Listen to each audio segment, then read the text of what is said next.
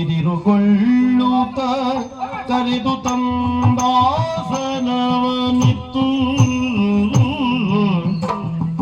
ಉಪಚರಿಸಿ ಕುಶಲವೇ ಎನಲು ದೈತ್ಯನು ಒರೆದನಾಗ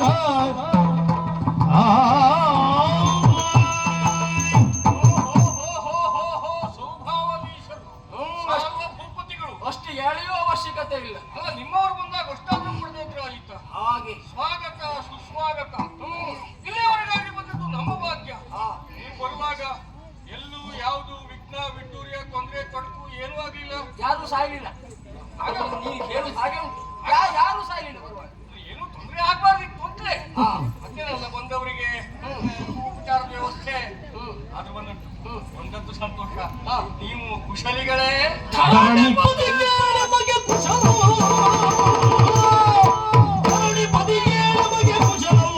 ಸಿಂಗರಿಸಿತು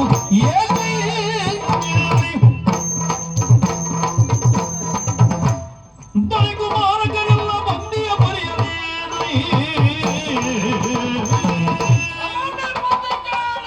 ಕುಶಲವೇ? ನಾವು ಕುಶಲ ಇರುವ ಕಾರಣಕ್ಕಾಗಿ ಇಲ್ಲಿಯವರೆಗೆ ಬಂದದ್ದು. ಆದ್ರೆ ಬಂದ ಮೇಲೆ ಆಶ್ಚರ್ಯವಾಗ್ತಾ ಉಂಟು. ಯಾಕೋ ಏನು?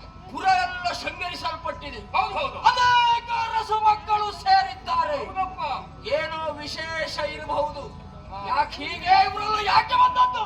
ನನ್ನ ಹೆಣ್ಮಕ್ಕಳಿಗೆ ಸ್ವಯಂವರ, ಹಾಗಾಗಿ ಇವರಿಗೆಲ್ಲ ಲೇಖನ ಕೊಟ್ಟು ಕರೆಸಿದ್ದೇನೆ.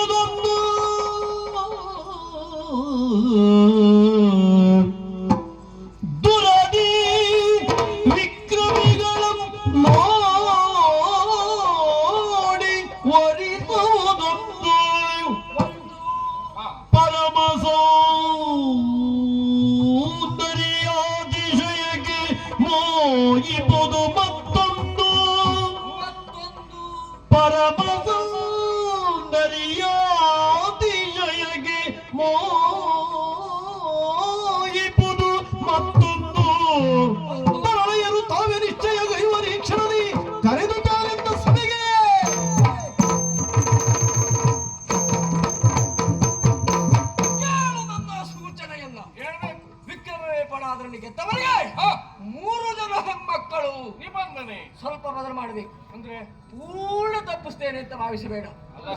ಬರೆದಂತ ಅರಸು ಮಕ್ಕಳನ್ನ ಯಾವಂತ ಗೆಲ್ತಾರೋ ಅವನಿಗೆ ಒಂದು ಮಗಳನ್ನ ಕೊಟ್ಟು ಮದುವೆ ಮಾಡಬೇಕು. ಮತ್ತೆ ಹೆಣ್ಮಕ್ಳಿಗೆ ಸ್ವಾತಂತ್ರ್ಯ ಇಲ್ವಾ?